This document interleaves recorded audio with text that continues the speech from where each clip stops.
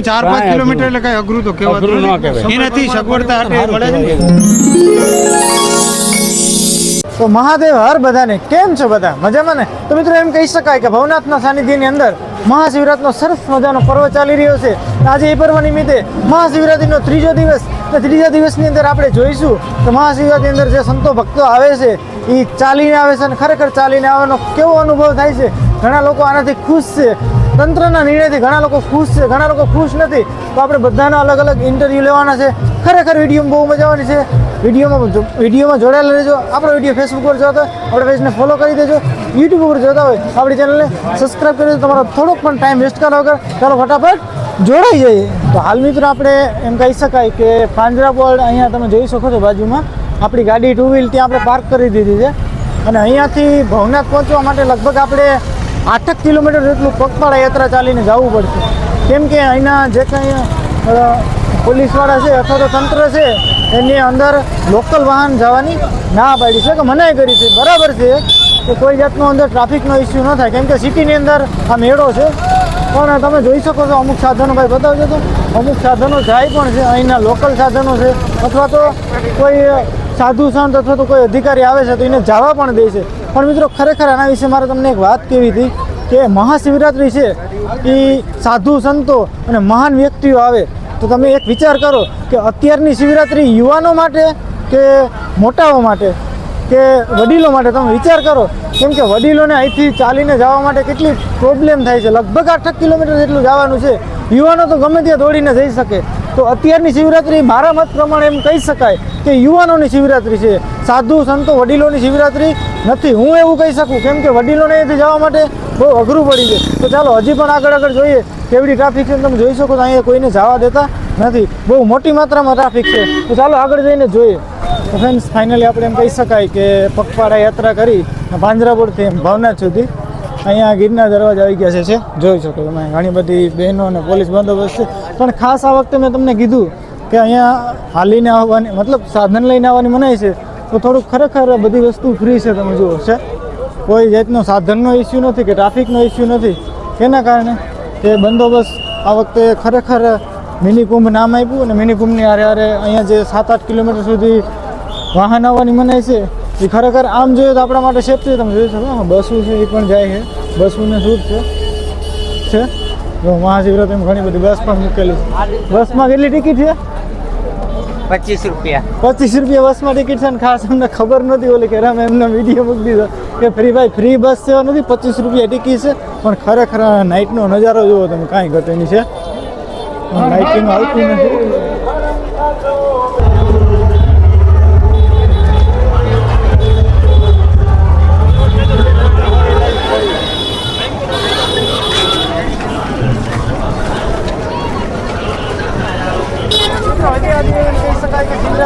ત્રીજો દિવસ ત્રીજા દિવસની જ્યાં નજર કરશો આખા ભવનાથથી લઈ અને ગિરનાર દરવાજો નજર કરો જ્યાં નજર કરશો ત્યાં તમને માત્ર શિવ ભક્તો કહી શકો શિવ ભક્ત શ્રદ્ધાળુ કહો તો શ્રદ્ધાળુ બહુ મોટી માત્રામાં અત્યારે ટ્રાફિક એટલી બધી નથી એનું કારણ એ છે કે અહીંયા કોઈ સાધન નથી આવતા. ખરેખર બે તમે જોઈ શકો છો જ્યાં જુઓ તમે ત્યાં શિવ ભક્ત.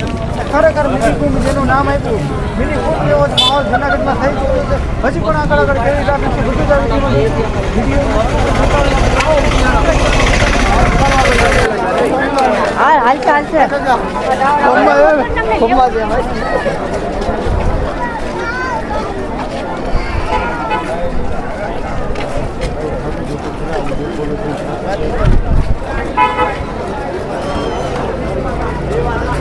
તો મિત્રો અત્યારે મહાશિવરાત્રિનો એમ કહી શકાય કે આજે ત્રીજો દિવસ. તો ત્રીજા દિવસની અંદર લાખોની સંખ્યામાં શ્રદ્ધાળુઓ શિવ ભક્તો એમ કહી શકાય કે મિની કુંભમાં ઉમટી પડ્યા છે. ત્યારે આજે આપણી વચ્ચે એક વડીલ ઉપસ્થિત છે. એની પાસેથી આપણે જાણીશું કે આ વખતે મહાશિવરાત્રિને મિની કુંભ કહેવામાં આવ્યો પણ મિની કુંભ છે એની કેટલી નવીનતા છે અને વડીલોને કેટલી તકલીફ પડે છે એ પણ પૂછ્યું. કેમ છો દાદા? જય ગિરનારી. જય ગિરનારી. કેમ છો? મજામાં? મજામાં. આપણું ગામ કયું? ભૂખી. શું તમારું નામ? તાલુકો. નામ શું તમારું? સીનાભાઈ. હા એટલે એમ કહી શકાય કે આ શિવરાત્રિ તમે લગભગ તમારી એટલી ઉંમરમાં કેટલામી વખત કરો? કઈ યાદ જ નથી એટલી વખત. એટલે એમ સમજી શકીએ કે આપણે કદાચ 10-12 વખત 15-20 વર્ષ 25 વર્ષ. ઓહ 15-20. પણ આ વખતે દર વર્ષ કરતા અલગ આ તંત્રયાને મિની કુંભનું નામ આપ્યું, પણ કહી શકાય કે લગભગ 8 કિલોમીટર સુધી આપણે હાલીને આવવું પડે. હા તો દર વર્ષ કરતા આ વર્ષે તમને શું નવીનતા લાગી? સારું કહેવાય કે ખરાબ થયું કે શું લાગે? સારું જ કહેવાય. બહુ સરસ બહુ કામકાજ છે સરસ. સરકારનું.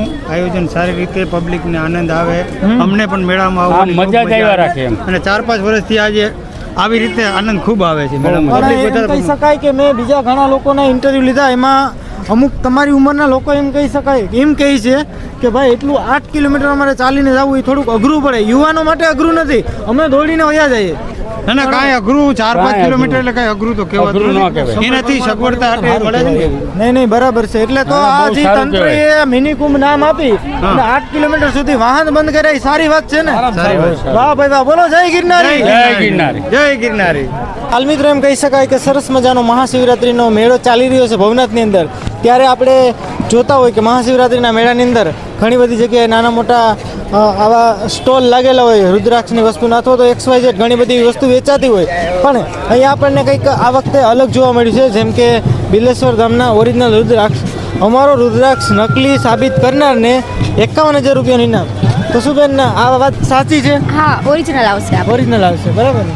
એટલે તમે હમણાં થોડીક વાર પહેલાં વાત કરી કે અહીંયા અમારે શોપની અંદર મળતી તમામ વસ્તુ ઓરિજિનલ છે કે માત્ર રુદ્રાક્ષની વાત થઈ છે? ના ઓરિજિનલ રુદ્રાક્ષમાં આવશે, અને તમામ વસ્તુમાં શું છે કે અમારી પાસે રુદ્રાક્ષ જ હોય છે, જે આપણે રાશિ પ્રમાણે આવે છે, અને સાદા રુદ્રાક્ષ પણ આવે છે.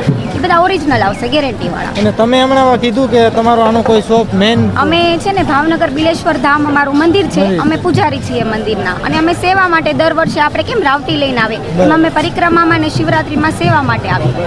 બાકી અમારા ભાવનગર મંદિરેથી તમને રુદ્રાક્ષ મળી જશે. બેને સરસ મજાની વાત કરી કે અથવા તો આવા કોઈ ધાર્મિક મેળા હોય ત્યાં એ લોકો પોતાનો જે કંઈ સામાન છે એ લઈ અને વેચવા માટે આવતા હોય, અને ખરેખર આવી ઓરિજિનલ વસ્તુ હોય તો જ આવી રીતના બોર્ડ માર્યો હોય. તો અત્યારે કયા લોકેશન ઉપર છે આપણે હાલ? એક્ઝેક્ટ ભાઈ બતાવજો તો. ભવનાથનું આપણું જે મેઇન છે ને મંદિર લિંગવાળો અખાડો, બરાબર? ભવનાથના અખાડાને તમે થોડાક આગળ આવશો ને તો એક ફાયર સેફ્ટીનો રૂલ છે, એની એક્ઝેક્ટ સામે છે. તમારે ઓરિજિનલ રુદ્રાક્ષ લેવા હોય હજી 2-3 દિવસ હશો, બરાબર ને? 2-3 દિવસ તો સરસ મજાનો રુદ્રાક્ષ મળે. જય ગિરનારી.